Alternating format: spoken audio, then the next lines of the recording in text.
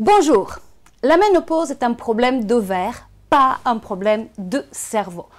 Voilà ce que je lisais récemment dans un bouquin dédié à la ménopause et j'aimerais un petit peu réfléchir avec vous, en même temps que je réfléchis moi-même sur cette phrase. Est-ce vrai? Est-ce que c'est vrai que la ménopause est un problème d'ovaire et pas du tout un problème de cerveau? Je m'appelle Albena de Marre de la ménopause et sur cette chaîne je divulgue régulièrement des conseils, des réflexions sur la ménopause afin de casser ce tabou qui règne à son sujet. Alors vous pouvez vous abonner désormais à cette chaîne en cliquant aussi sur la petite cloche, comme ça vous allez être alerté dès que je publie des nouvelles vidéos. Et si cette vidéo vous plaît, bien sûr vous pouvez aussi la liker, mais je n'ai pas encore fini. Donc, la ménopause est un problème d'ovaire. Première partie de cette affirmation. Oui, mon capitaine, c'est tout à fait vrai, puisque tout part des ovaires. Les ovaires, qu'est-ce que c'est? Les ovaires, c'est, comme on dit, c'est des gonades femelles. Qu'est-ce que c'est une gonade? Je déteste ce mot, je ne sais pas pourquoi, mais je n'aime pas du tout. Mais alors, les gonades, c'est un organe sexuel, et les gonades produisent, encore un mot que j'aime pas du tout, des gamètes femelles, c'est-à-dire des ovules. Bon, tout ceci pour dire tout simplement que les ovaires, c'est notre organe sexuel de reproduction qui produit des ovules et après nous avons donc les bébés. Alors, ils sont pas très grands les ovaires, donc on a deux. Pour information comme ça au passage, les oiseaux ont un seul ovaire, mais tous les mammifères ont deux ovaires. Et donc, ils sont pas très grands, à peu près la taille de deux amandes, puisqu'ils ont à peu près 4 cm de longueur et 2 d'auteur. Donc on peut imaginer deux amandes une sur l'autre. Moi souvent je disais que c'est comme une noix, à peu près, on prend une noix, c'est à peu près ça. Donc ils sont situés en bas du bassin, juste sous le plancher pelvien, sous le bassin. Et donc, à tour de l'or, chaque ovaire produit ce mois-ci l'un l'ovule, le mois suivant c'est l'ovaire, l'autre ovaire. Donc, alors, qu'est-ce qui se passe, à part le fait que c'est un organe sexuel qui produit des ovaires, des ovules, pardon, c'est aussi une glande endocrinien qui fait partie du grand système endocrinien, produisant plusieurs dizaines d'hormones dans le corps. Je rappelle au passage, les hormones, c'est des cellules, des molécules de communication qui envoient énormément d'informations à tout le corps, à tous nos systèmes, les organes, les différents fluides, les os, et ça impacte tout le corps. Donc, ils produisent 3 hormones, les estrogènes, dans lesquels il y a 3 encore sous-hormones, on va dire, la progestérone, mais aussi des testostérones. L'hormone sexuelle, par définition masculine, mais nous aussi, les femmes, on la produit. Bien. Donc, en résumé, les ovaires, c'est un organe sexuel, mais c'est aussi une glande qui produit des hormones. Tout va bien. Du moment où on produit des hormones, comme je vous disais, c'est des molécules de communication dans le corps. Ça veut dire que du moment où le taux des estrogènes baisse, et donc c'est le début de la ménopause, puisque la ménopause égale pas quantité suffisante d'estrogène à partir d'un moment, qu'est-ce qui se passe à partir de là? À partir de là, il y a plein d'informations qui partent partout dans le corps, ça il faut le savoir, y compris dans le cerveau. Et au passage, il faut savoir que la production des hormones féminines sexuelles est régie par 2 autres hormones. Pour compliquer encore la chose, le corps c'est quand même une machine divine d'une complexité inouïe. 2 hormones LH et FSH qui, elles, sont produites par une glande dans le cerveau. Dans le cerveau, on a plusieurs glandes. La glande pituitaire ou l'hypophyse, l'hypothalamus et aussi la glande pinéale, la fameuse glande pinéale ou l'épiphyse qui produit la mélatonine. Les 3 glandes sont situées à peu près au même niveau, à peu près dans le centre du cerveau. Je donne souvent l'exemple sur l'épiphyse, si vous voulez imaginer où est-ce qu'elle est. Elle est toute petite vraiment, les 2 autres sont un peu plus grandes. Elle fait 8 mm, elle est exactement au centre du cerveau. Vous prenez 2 lignes imaginaires qui partent de dessus de vos oreilles et une qui part entre vos sourcils, oui.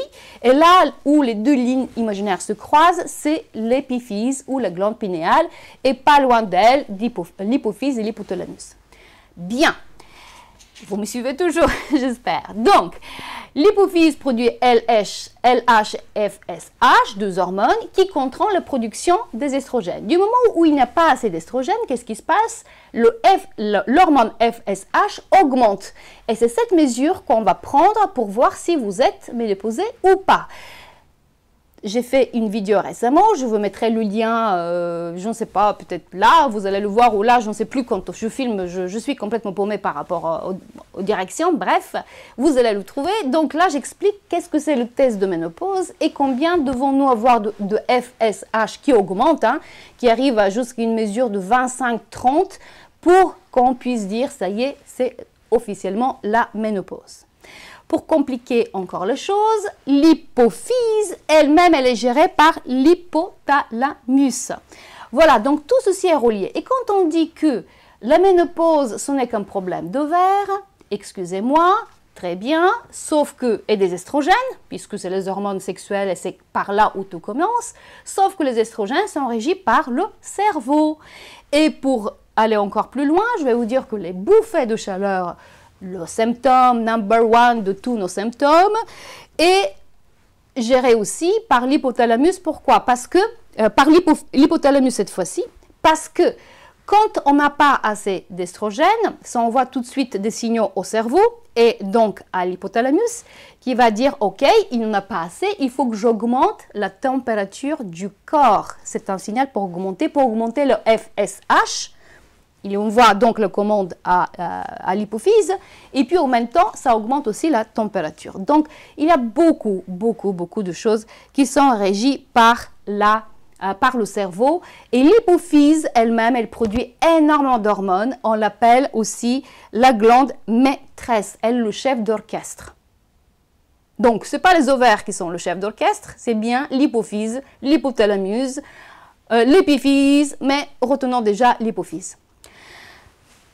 Ceci m'amène à dire que quand on vous dit « Madame, ce n'est que dans votre tête », quand on va voir le médecin, on va dire bah, « Écoutez, je ne suis pas bien, je pleure, je suis irritée, j'ai des bouffées de chaleur, je prends du poids, je me sens triste, je me sens déprimée, pardon, excusez-moi, il y a quelque chose qui me, qui me gratte. » Donc voilà, quand on est un peu comme ça, et le médecin, qu'est-ce qu'il va vous dire bah, « Madame, c'est dans votre tête ».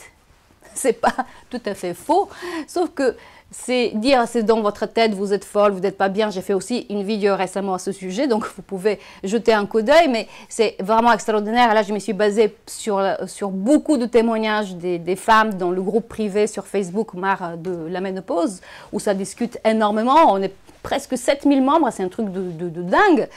Et il y en a beaucoup justement qui témoignent dans ce sens qu'on ne les prend pas au sérieux. On dit, ben, c'est dans votre tête. Et là maintenant, finalement, je me dis, mais finalement, c'est pas faux, puisque tout est géré de là. Tout est géré par la maîtresse, par le chef de l'orchestre qui est l'hypophyse. Donc c'est bien dans le cerveau.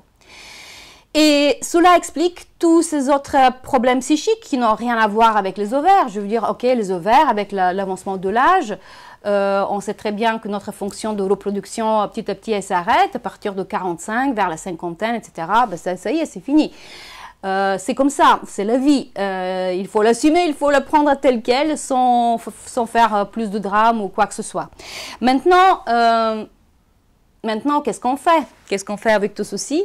Et c'est pour cela que je vous propose un masterclass que je suis en train de concevoir, dans lequel on va bien décortiquer le cerveau avec ses trois parties. Vous savez, il y a le néocortex, il y a le cerveau limbique, il y a le cerveau reptilien qui nous joue beaucoup de détours encore aujourd'hui.